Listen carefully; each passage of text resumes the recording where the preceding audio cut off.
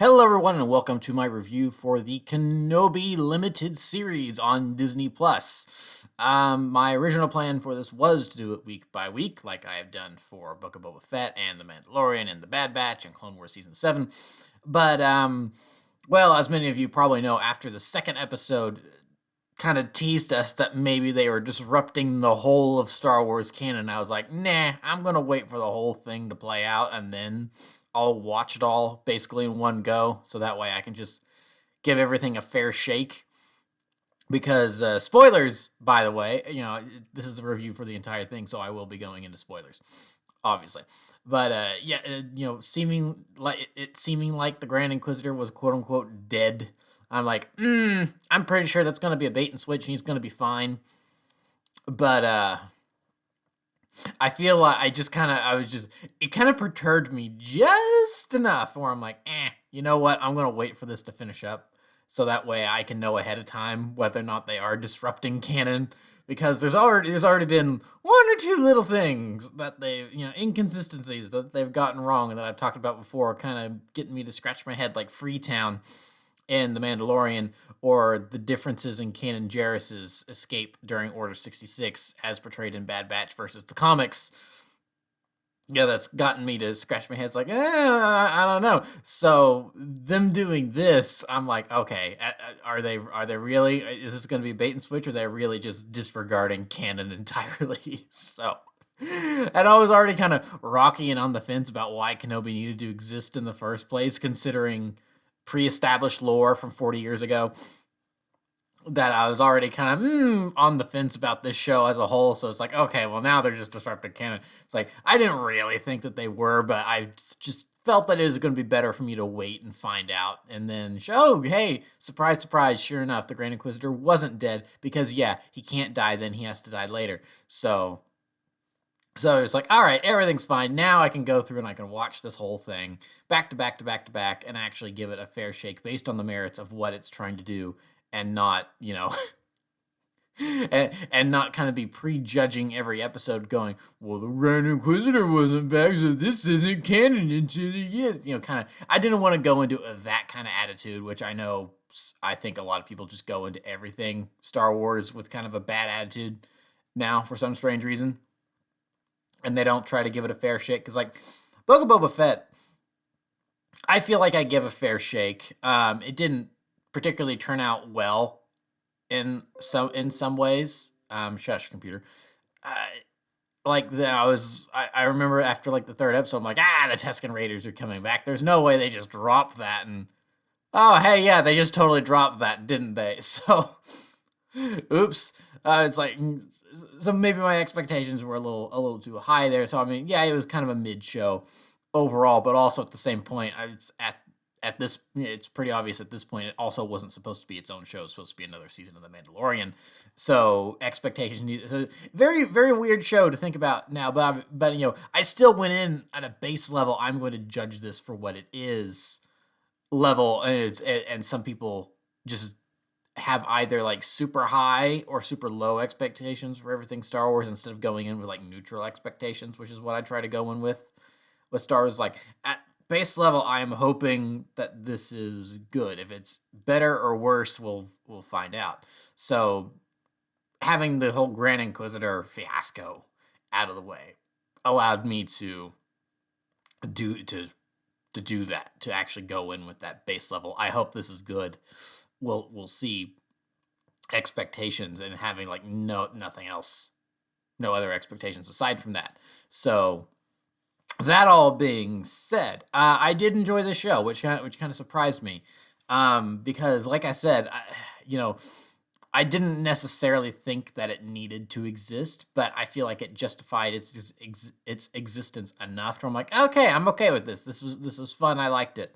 Because, like I said a moment ago, there's 40 years of pre-existing lore that, even ignoring the whole Grand Inquisitor thing, I was still kind of on the fence about, because, of course, in A New Hope, we have Vader going, I felt a presence I haven't felt since, and he doesn't finish his sentence, and he walks off, which is kind of an opening for them to do stuff.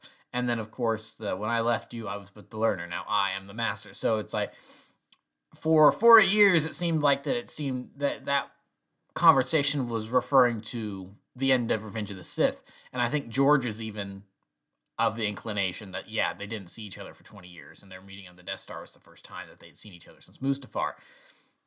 Because even if George didn't have, like the exact plot details of how things turned out in Revenge of the Sith back in 1976, I think he still had enough of an idea of what was going to happen, that the reason Vader's in the suit was because of war wounds and stuff that during a confrontation with his old master, just based on the way some of the notes he gave Alan Dean Foster to put in the original novel, how that kind of turned out and everything. So I feel like that, yeah, if you were to ask George, you would, oh no, they didn't see each other for 20 years. And that's why that fight is so impactful. And so, yeah, for them to have met 10 years and, had to Mustafar, then 10 years later, you have this fight on whatever rocky planet this is, and then another 10 years, and then they see each other on the Death Star. Well, it's 9 years, but whatever, I'm rounding up.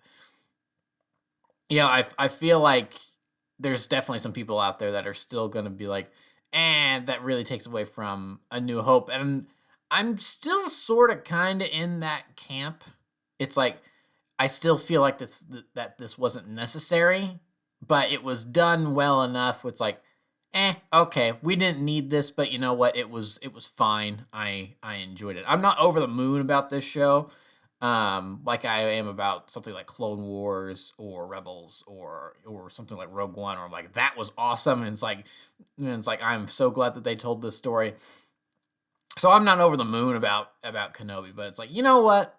It did some things well, and I enjoy that it exists for doing some of those things that it did well. For instance, and this is something that in the first episode, it really surprised me. Like, oh, we're going this route, okay. And I was kind of trepidatious, but also a little bit pumped to see how it would turn out. And I think it turned out well, is having little Leia. It's like, that was a potentially dangerous choice, but I think it turned out well, based solely on the acting chops of that little girl playing Leia, whose name I can't remember. But, oh, she's adorable. She is such a good tiny Princess Leia. It's like from the moment there were a couple moments throughout the first 2 episodes where I was kind of going, she's, yep, that's a child actor. That's definitely. But as she kept going, as the episodes kept going, it was, oh my gosh, she is perfect. She is doing so well here. It's like the little snippy moments where she's shown some tude, and then other moments where she's like, she's a kid. She is what a kid version of Princess Leia would be like, and she's got this kind of wide-eyed innocence of being a kid. But then you see the moments where she is laying down the law and going, I am a princess of Alderaan, and my father will come for me. And it's like that very courageous spirit. It's like, oh my gosh. And it's like, and even some of the way she says a couple lines, I'm like, that is Carrie Fisher. That was so Carrie Fisher right there. It's like, she did such a good job playing small Princess Leia. And I every moment she was on screen, basically, I loved it. In episode 3, when she and Obi-Wan are on the mining planet and they come across Merc or whatever his name is, that's the mole guy. And Obi-Wan's like, you don't talk. It's like, you don't talk. And she's trying to get their story straight, and she's getting like really into character and everything. She's like, so can I not talk, or do I just not like to talk? And Obi-Wan's just not, he's like, no, you don't talk. He's not indulging her trying to get the character down. And so then she waves the truck over and everything. And, and then she immediately reverses roles with Obi-Wan, where he's supposed to be the one doing the talking, and she's the one that's supposed to not talk. But instead, she's the one doing all the talking, and Obi-Wan's being the grumpy, not talking one. And she's like, aren't you going to say hello, Father? And Obi-Wan just kind of goes, hello. Finally. It's like, this is so good. The chemistry they had together is really great. And it's like, yeah, this is like the 3rd Star Wars project now where kind of loner dude ends up with child he didn't necessarily want to have to deal with. So, first, of course, Din Djarin and Grogu, and then Hunter and Omega, and the Bad Batch as a whole, really, and Omega, and now we've got Obi-Wan and Tiny Leia. But it's like, so I don't think if they do this again, if they if Ahsoka becomes about Ahsoka looking after a kid or something, I'm like, okay, can we stop it with this plot point, please? I feel like Kenobi is like, we can't have any more of this. This is where it needs to stop. But, it's still handled very well here. But it is starting to feel a teensy bit tropey. So it's like, if we could cut it out after this point, that'd be great. But, the three versions of it we have at this point, it's like, okay, this is working fine. We just can't have any more of it. But I feel like we may get a teensy bit of that in the new Tales of the Jedi miniseries that's coming out, considering we'll have Dooku and Qui-Gon flashbacks. But that's a pre-established thing, so it's not really new. We just haven't really seen that before, except in like the Master and Apprentice novel flashbacks. But so yeah, little Leia was just such a joy to watch, and it's like this is one of the things I love about Star Wars is when they give me something that I didn't know I wanted or needed, and then now that I have it, I'm like, ooh, I kind of want to see more of this now. Like, I don't think there needs to be a Kenobi season 2.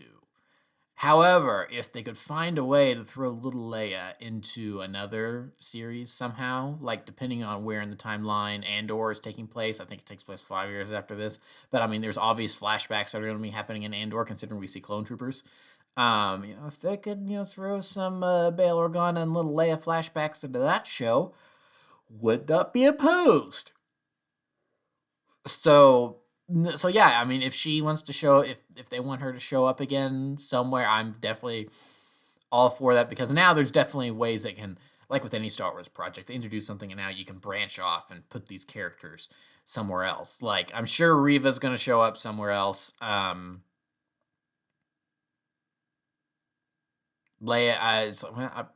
now that I think about it, she's like the only.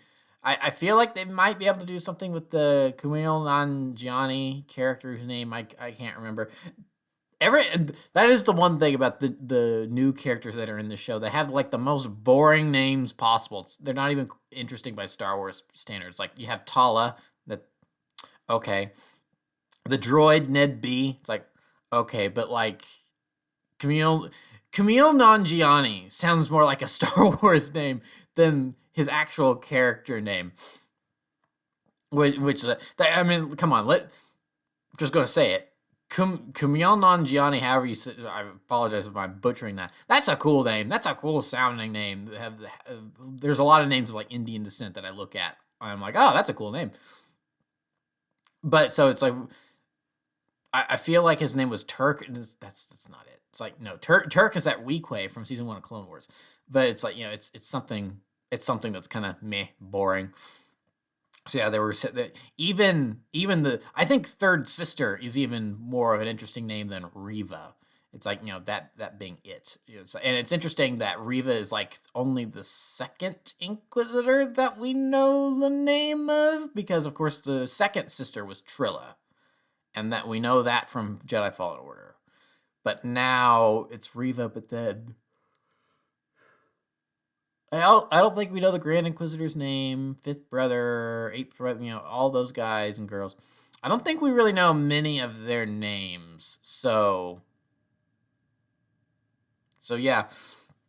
But it's like Reva. Ooh. And yeah, real interesting. I mean, with a franchise that is this old, I can understand it maybe being hard to come up with names that aren't, exact carbon copies of something else, that after a while it maybe becomes hard to come up with new character names. And I having written my own like Lego Star Wars projects and stuff, of coming up with random characters that need to have a name but only exist for like 2 minutes of screen time, or only in that project, and they don't tie into the larger universe or something like that, and you need to come up with something that's unique. It's like, yeah, I feel it. I know what that's like, having to come up with a new name that doesn't clash with anything else over 40 years of established Star Wars lore. It's like, while also being a new and interesting name. So yeah, I can kind of understand why that's maybe difficult. Excuse me. So so speaking of Reva, I thought she was fine. I didn't understand why so many people were just, like, I feel like she opened her mouth and uttered her first sentence, and people were like, "I don't like this character. She's an awful character." I'm like, it's the first episode, people. It's like we don't know her whole thing. I mean, watching her walk around on screen on Tatooine and stuff and confronting Owens, like, it was pretty clear very early on to me, at least. That's like, okay, she's, being an Inquisitor and knowing the timeline, and I was like, okay, she was one of the younglings in that group at the temple. That's pretty obvious. So I kind of had that understood, but it's like people just like getting up in arms, like upset about Riva as a character, and it's like, she's too brash and impulsive. I'm like, she's the bad guy. She's a villain. Of course she's that way. It's like when Vader is brash and impulsive, people don't have an issue with that, but when this character does it, you haven't. It's eh. I feel like there's maybe some larger issues based on that I won't really necessarily talk about. But I thought Riva was totally fine. She's not the most intimidating. I think in terms of, female Inquisitor bad guys that we've had before, I feel like the second sister is probably a more interesting character than her. Granted, Jedi Fallen Order is a video game which has a longer running time than a 6-episode miniseries. Seventh Sister, for all little we know about her from Rebels, I think she's a more sinister and scary presence based on just the vocal mannerisms and her design, and like her evil cat stroking thing with her little probe droids. All of that is definitely, I feel like she's maybe a stronger villain.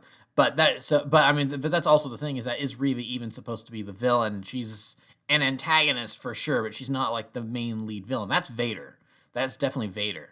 They're maybe going to do something with her later, I would assume, considering she doesn't die at the end of this.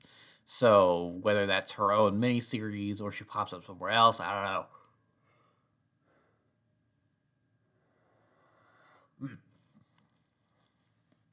So I guess we'll find out. But yeah, I didn't love her. I didn't hate her. She's there. I thought the actress did a good job of what she was given, of what the character was supposed to be. It's like there was never a moment that I was brought out. It's like, oh, you acted over the top there, and it's like, nah. Based on what the character was and what I was being presented, was like, no, this works. I get this. I liked the visit to the Castle Inquisitorius. That was cool to see that again, especially after we got a little glimpse of it in Jedi Fallen Order. Like the torture chamber room, I feel like is even the same from like the flashback scenes from Fallen Order, where Trilla and Seer are in there. So that's cool to have seen that in multiple places now. So yeah, I mean, it should have been an obvious. I mean, like I said, it was an obvious no-brainer to me, and I knew that. I just wanted to wait.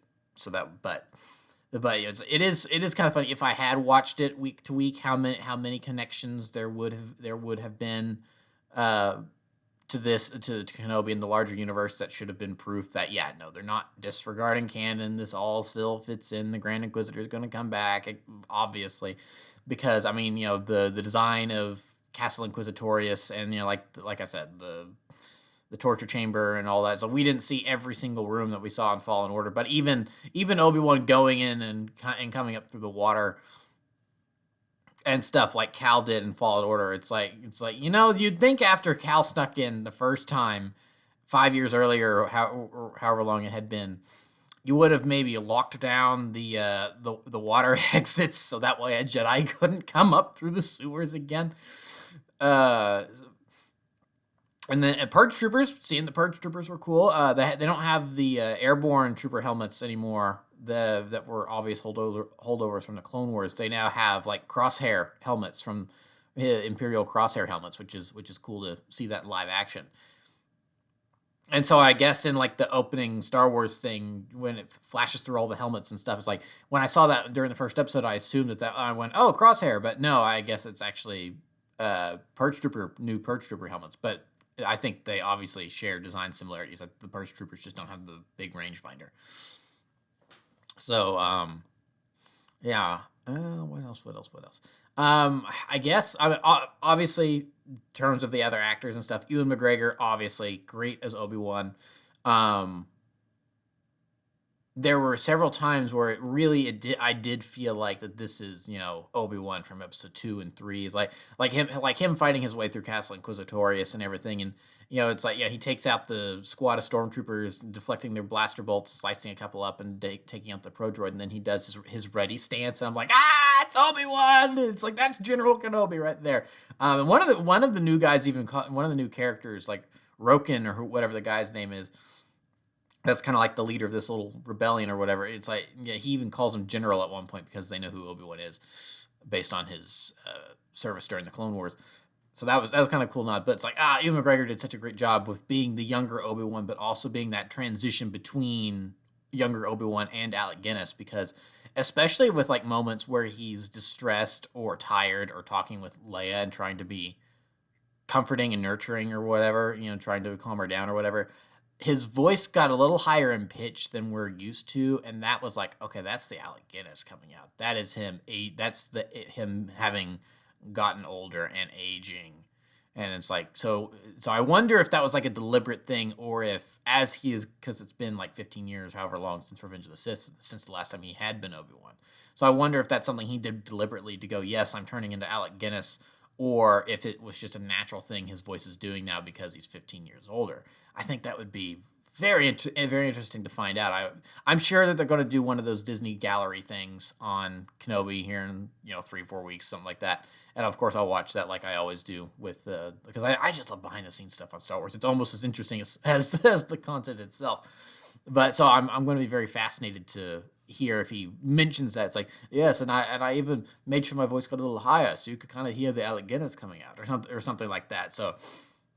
And then, so yeah, Ewan, of course, was great as Obi-Wan. Hayden Christensen being back, the first several episodes, I was kind of like, is there even a point to bringing him back? I didn't really understand bringing him back for some, and after like, seeing, because of course I didn't watch them all the way through, but I like when the episodes would come out, I would like scrub, and I wasn't seeing a whole lot of, it was just Vader, and even like the burned, crispy Anakin that we saw as the suit was being put on. It's like you didn't really need Hayden Christensen just for that.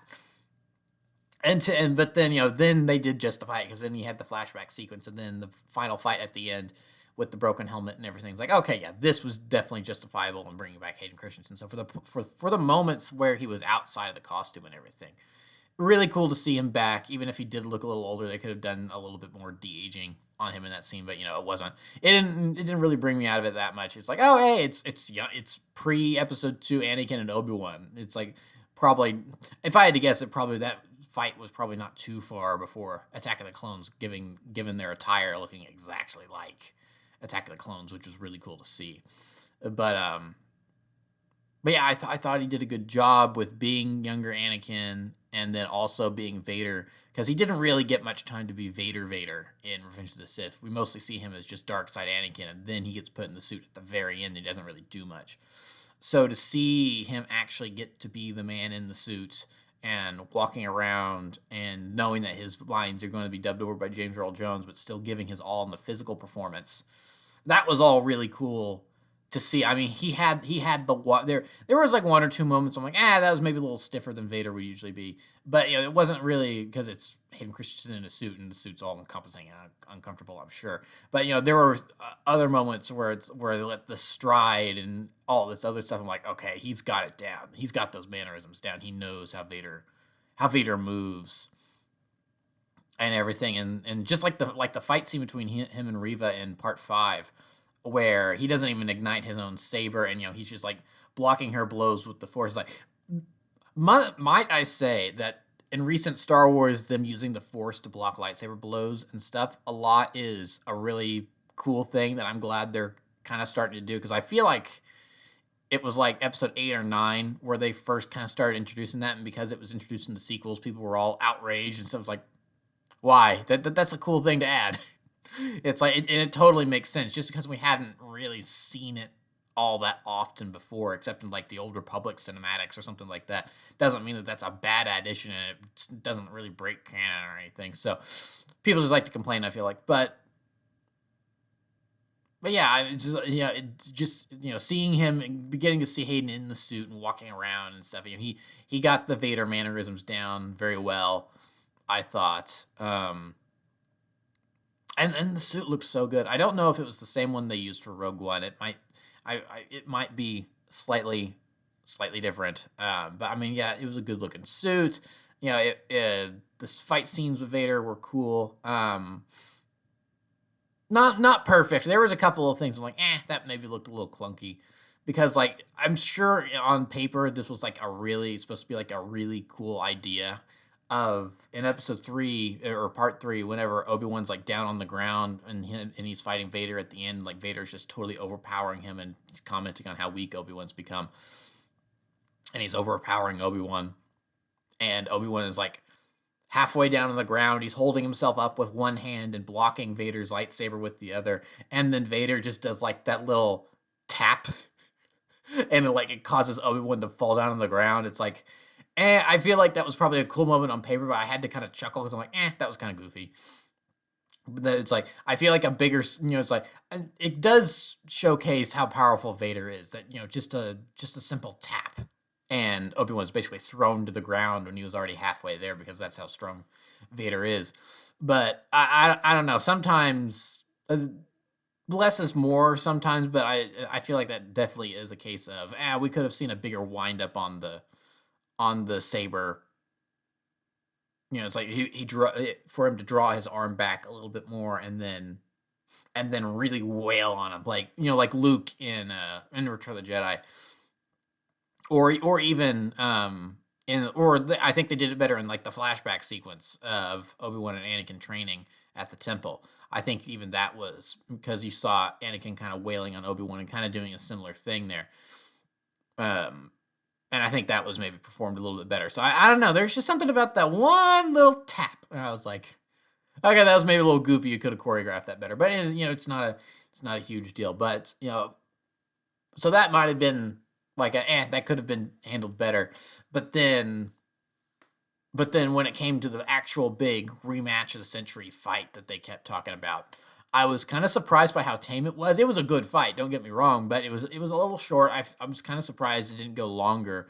And I'm not complaining about this, by the way. I'm sure there are some people out there that are like legitimately, it should have been like a 10-minute fight and blah blah blah, and they were expecting all of this. So it's like the fact that it was a little shorter isn't an issue to me, but I'm sure there are some people out there that are upset by how brief it was, especially since it cut in the middle to Reva attacking the Lars homestead. By the way, I love Aunt Beru now, because it's like, no offense to Aunt Beru as a character, but she's just never really been that much of a character before.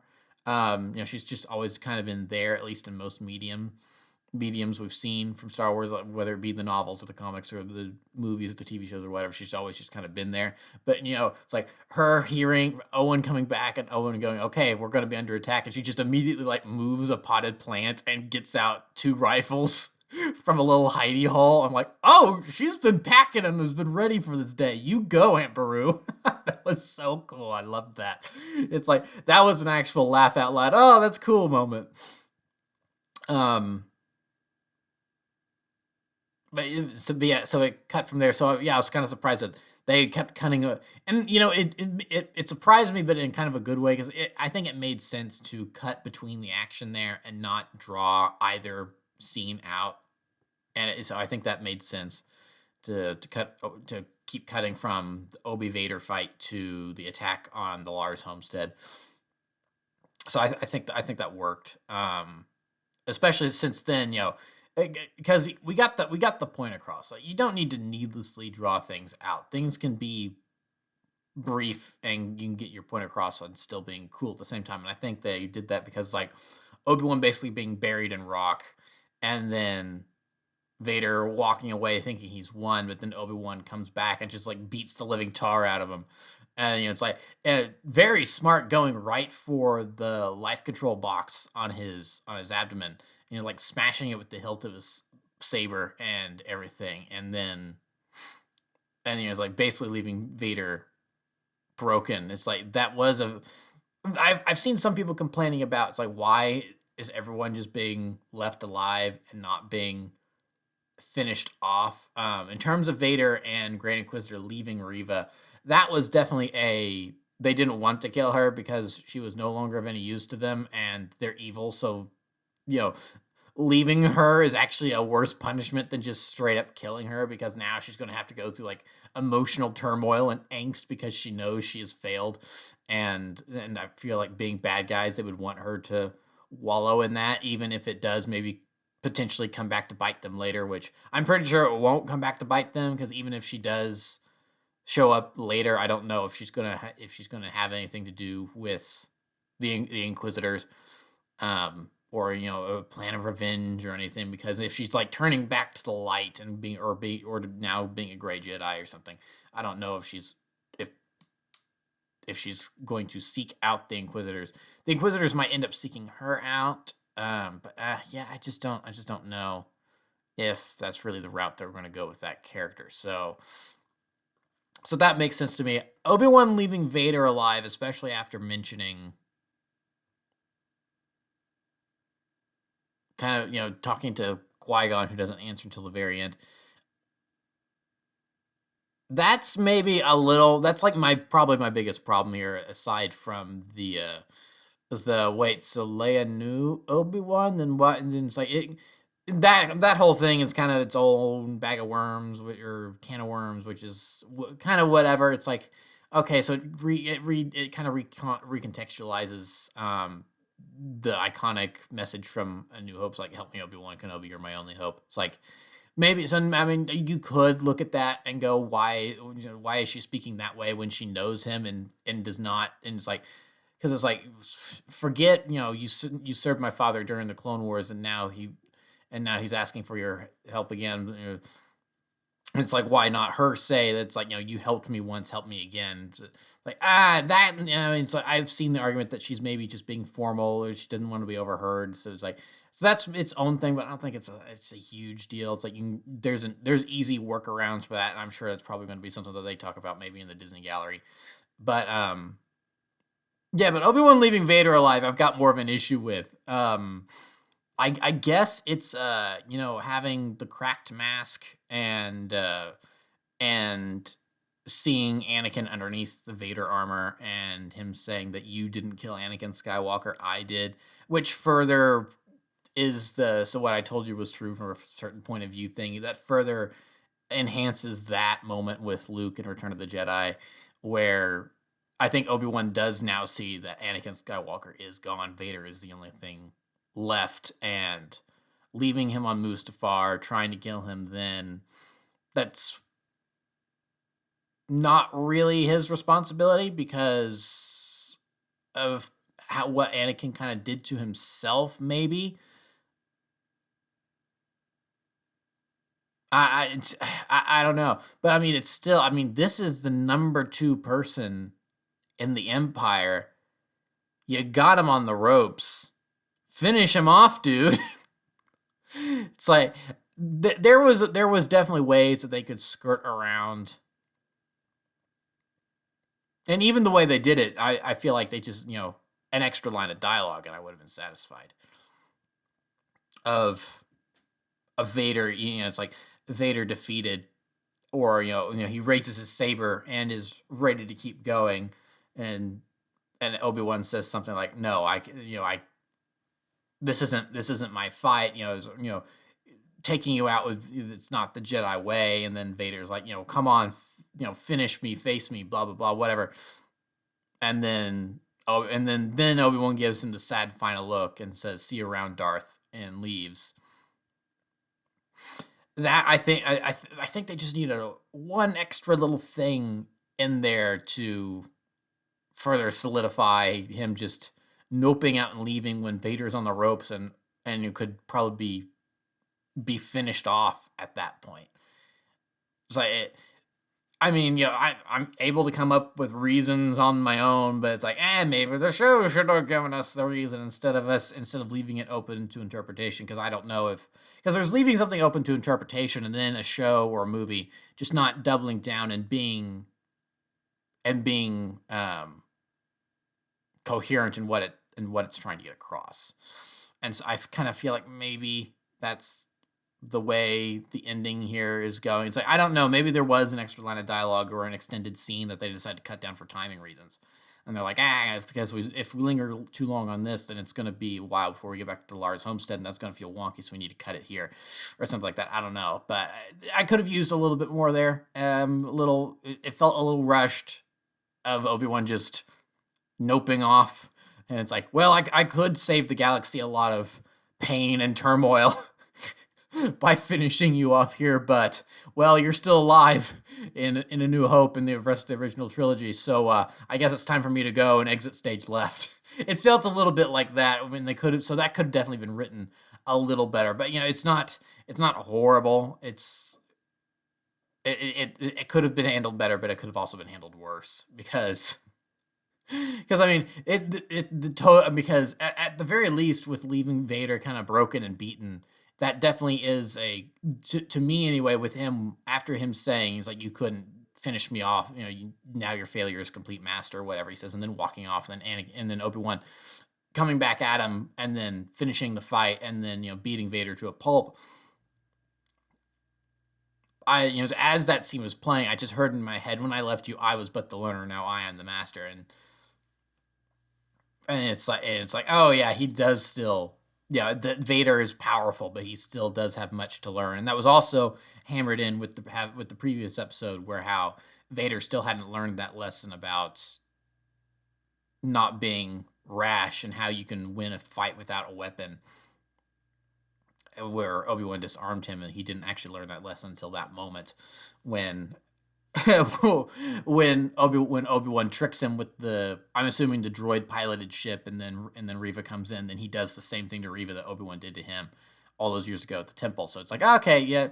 So yeah, he definitely, that we are keeping in line to canon here with Vader still has much to learn. He's not the master yet, even if he is very powerful. So, and I will say, I think this is maybe the best vocal performance we've gotten from James Earl Jones in Star Wars since maybe Return of the Jedi. And that's not to say James Earl Jones is a slouch, or he's not, not that he put in less effort when it came to him reprising the role in, say, Rebels, or his limited lines in Revenge of the Sith, or something like that, or Rogue One even.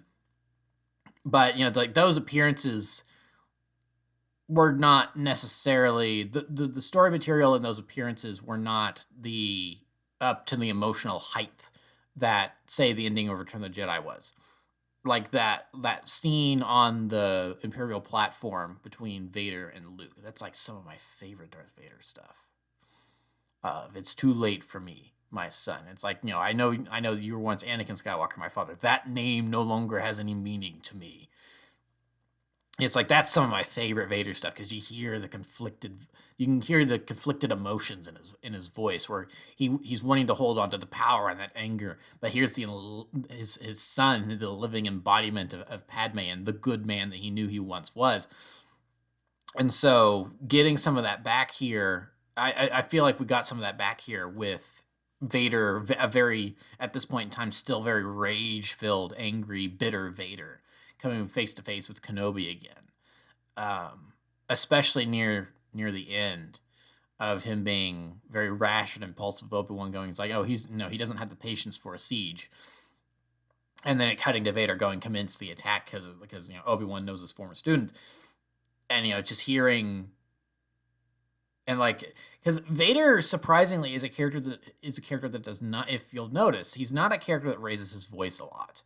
He might, maybe in some of his grunts or something like that, he might, like whatever the weird noise you want to call it, whenever Luke hits his shoulder in Empire Strikes Back when they're fighting on Cloud City, and right before his hand gets cut off, where Luke manages to tag Vader on his shoulder and goes, whoa! However you want to describe that noise. Vader does, but still, even then, Vader doesn't really raise his voice all that often. There's only a very small handful of times he raises his voice, and most of them I think are in A New Hope, before his character was really established, and because it was his introduction. With character introduction, you don't always the actors and the directors, and you don't always know exactly who the character is right when they're first introduced. So it's like, he basically screams, "Bring me the passengers! I want them alive on board the Tantive 4." But also, that's was he screaming that because was the line direction, or was he screaming that because David Prowse screamed that in the suit, and that was hit, and he was trying to match the emotions David Prowse was going for because that matched the emotions. If they were to do that scene again today, I feel like Vader would have been much more calm and collected, and would have killed Captain Antilles, and then more calmly said, "Commander, rip this ship apart until you find the plans and bring me the passengers. I want them alive." He would have been a lot more calm and commanding, and would have been less temperful there, I feel like. But so it was interesting to hear James Earl Jones really raise his voice at many moments during this show, like him storming into Castle Inquisitorius and going, "You were warned what defeat would bring," and just like, he was about to finish off Riva right there, and the fifth brother, and I think whoever that sixth sister, whoever that was, I don't even know. They immediately go, "Ooh, boy, he's angry. Okay, we're just gonna bow our heads and take a couple steps back." It's like, it doesn't really focus on them. You can see them in the background going, "Ooh, boy, she's about to get it," and we're happy she's about to get it, but we're kind of scared too. Hearing that, and then like when Vader rips apart the droid controlled ship, but before the decoy, before Obi-Wan actually gets away, he forces the thing down, and he's ripping sections of the hull apart, and you hear him go "Roar!" and really roaring in concentration and anger. And it's even some things like, "Where is he?" And it's like, you hear a lot of that emotion, that this is not the calm and controlled Vader that we usually are used to hearing, like in Rebels or Empire Strikes Back, or even Rogue One, where it's like the most he raises his voice in Rogue One is when Krennic is trying to give an excuse for why things have been delayed, and Vader just whirls around and goes, "My apologies." It's because he doesn't, because he is just not dealing with any of Krennic's backtalk. Not that you could call it really backtalk, but so to hear some more like actual emotion, anger, and stuff out of Vader, I thought was like really, because like, man, James Earl Jones is killing it. He's like, what, 95 or something like that, and he is just killing it in this scene. Especially like at the end when the helmet is cut, and you're hearing, it's clear that they had him record his lines probably after Hayden in that instance to match.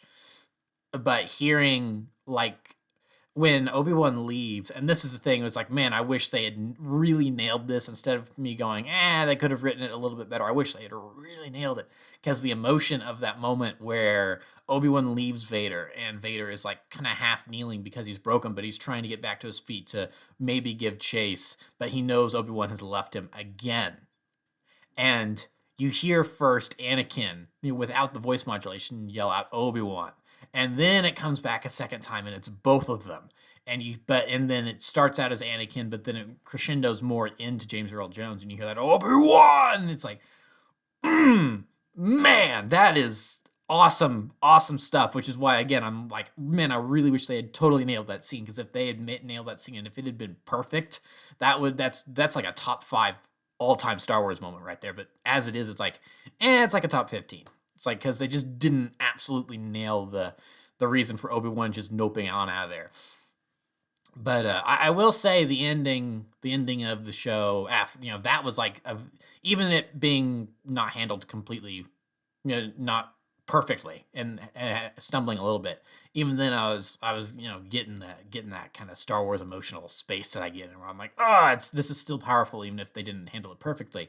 And then we get back to Alderaan, and then, because this was a big complaint that I was kind of going in for before the show finished, and when I was watching all the episodes back to back to back, I'm like, where's the Star Wars music? It's like, we've got the Obi-Wan theme, which is a John Williams composed theme, so technically this is Star Wars music, but Natalie Holt, not that she did a bad job with the music, but it was not your typical Star Wars music where it's very heavily theme and leitmotif based, with a lot of different medleys and stuff. It's like, there wasn't really too much of any medley that I could depict, or not, that I could pick up, other than like the main Obi-Wan theme. And it's like, there was no Imperial March, there was no Force theme. It's like all these other themes that we associate with Star Wars was just not there. And even Rogue One creating new leitmotifs and themes for these characters that sort of kind of sounded familiar, but were also new at the same time.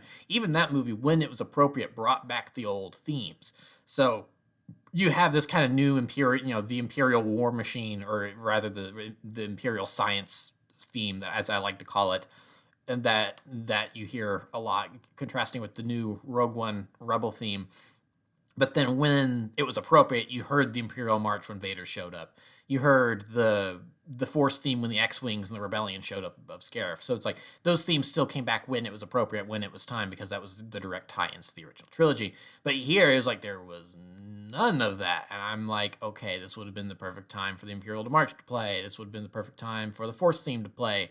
And it kind of took me out of it a little bit, but I feel like that I'm not going to complain about this. It sounds like I'm complaining about it, but I'm not, because I feel like they saved all that for the very end. And when I finally heard those themes, and it really felt like everything was finally connected, and we were getting to our conclusion, I was sitting there almost weeping on Alderaan when Obi-Wan's talking to Leia. It's like, you are headstrong and wise beyond your years, and blah, blah, courageous, and you got these traits from your mother. And the Princess Leia theme is playing. I'm losing it right now. And the Princess Leia theme is playing. I'm like, oh, okay, now I see maybe why you saved some of those themes for the end, because now they are really hitting home. Instead of using them, or to maybe even potentially overusing them, you saved them for the ending when they'd be most impactful. It's like, okay, I see what you're going for, and I may not totally agree with that decision, but I feel like it's probably worked, because like Vader talking with Palpatine there at the end, it's like, which surprise, I did not think that they would get Ian McDiarmid. I was not expecting Palpatine at all, honestly. If we were going to get anything from him, I was expecting it to be a flashback that was archived footage taken from Revenge of the Sith or something, but to actually have new Ian McDiarmid stuff, I'm like, oh, hey, cool, Palpatine, awesome. And it's like the fact that he only had like 2 lines of dialogue, but like I just love Ian McDiarmid playing Sidious so much, because he only had like 2 lines of dialogue, but he killed it. And it's like and the fact that he didn't need more than that for him to get his point across. It's like, perhaps your feelings on this are clouded, and it's like, which could mean, and he doesn't have to finish his sentence because Vader knows, and he just kind of sits back and is like, I only serve you, my master, and then the hologram disappears, and then you hear dun dun dun dun dun dun dun dun dun. It's like, I'm like, okay, that was awesome. And then, of course, you hear a little bit of the Force theme later, and then you hear a little bit of Qui-Gon's theme when Force Ghost Qui-Gon showed up. I'm like, it's Liam Neeson! And then he turns around and says, well, took you long enough. I'm like, took him long enough? Took you long enough? Finally, we get to see you again. It's so cool. It's like he was in the robes, and he had the long hair. It's like, it's so cool.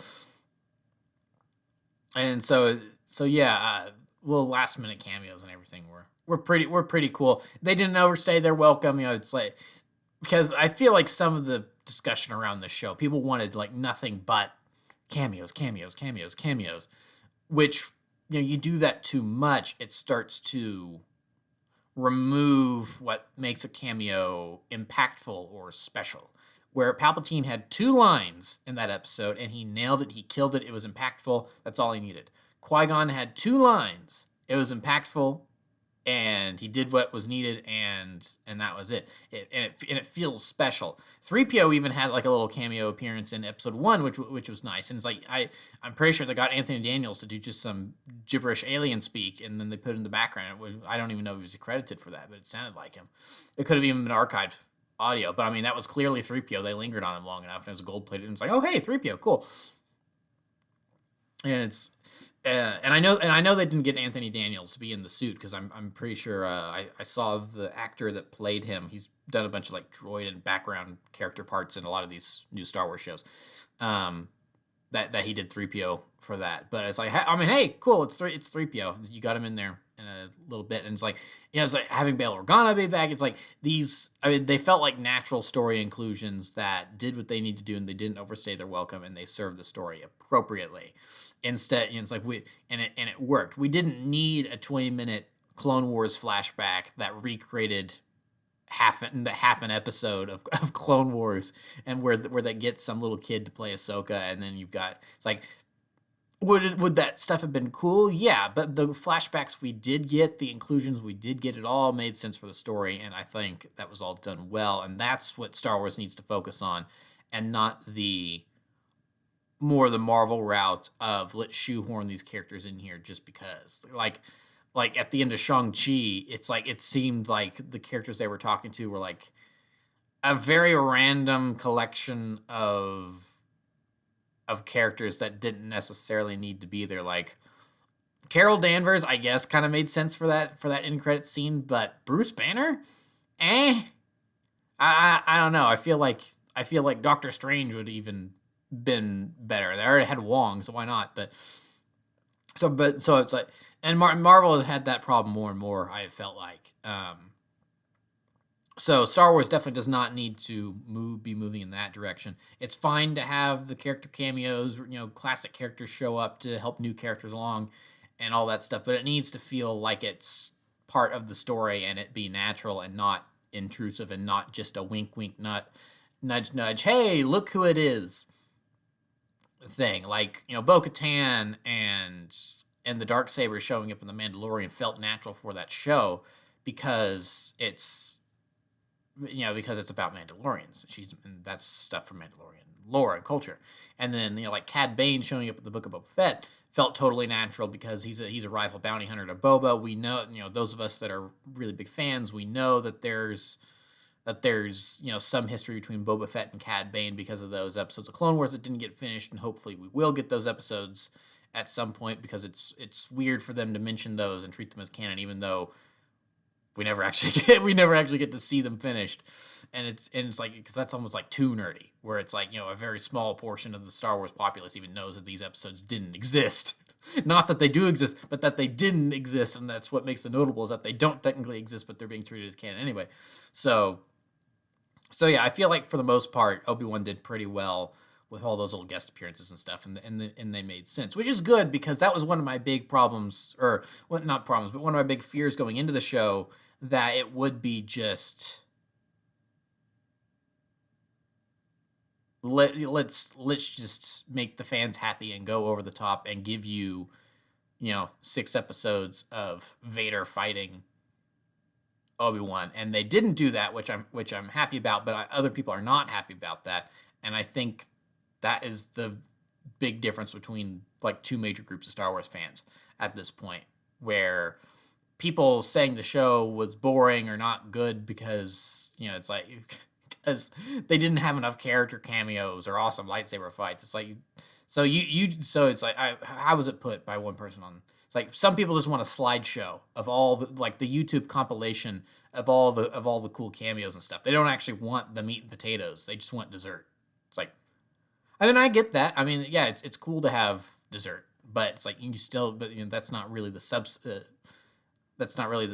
the main substance of what we're getting here. So, for what Kenobi was, I'm glad we got it. I feel like it did justify its existence, which is what I was worried it wasn't going to do, but I think it did. I'm totally fine with this existing. I think I still like the Book of Boba Fett more, which I know to some people is going to sound bonkers, because I feel like in a lot of ways Obi-Wan told its story better than Boba Fett did, considering it didn't, move away from the title character for 2 episodes. But I don't know. I feel like Boba Fett was maybe more fun to watch, even if it wasn't as good a show as Obi-Wan. So I don't know. But of course, Mandalorian so far is blowing both of them out of the water. And Bad Batch I'm not really counting, because it's its own thing. It's a continuation of Clone Wars, very obviously, especially after that season 2 trailer. So yeah, if we do get more Obi-Wan, I hope it's a little simpler and smaller in scale. I hope it would be nice if he doesn't leave Tatooine. It just has to, and it's like especially if it's more based on the Kenobi novel or something like that by John Jackson Miller, and it's just like Obi-Wan dealing with like gang disputes, so he makes sure so the Lars family is protected and everything. It's like, oh, and this was so cool that the costume he's wearing at the very end is his costume from the comics. That it's like, oh, that's really awesome. I love that. So yeah, I will be on board with more depending on whether or not it's done right. It's like, I mean, they did this well enough, so I would hope that they would do a future season right as well and focus on a different avenue of Obi-Wan's time in the desert, and not bring back Vader needlessly so they could have the rematch to the rematch or whatever. It's like, at a certain point you just have to say enough is enough. It's kind of like the whole Dooku Anakin thing in Revenge of the Sith. It's like, my powers have doubled since the last time we met. Count is like, wait, so like 2 months ago? Because they fought a lot in Clone Wars. But anyway, so that will be it for this review, I feel. So I mean, hey, tell me what you guys thought of Kenobi. Because like I said, I'm kind of surprised I enjoyed it as much as I did. I'm eager to hear what some of you guys think out there, and I guess I will see you guys next time whenever Bad Batch comes out, because I think that's maybe going to be. I think it's coming out before Andor. It's like, but I mean, I'm definitely going to do reviews on Andor and Bad Batch season 2 and stuff. So whichever one of those, or whichever thing comes out first, I'll be back for reviews for those things. So until then, thank you for watching. Goodbye.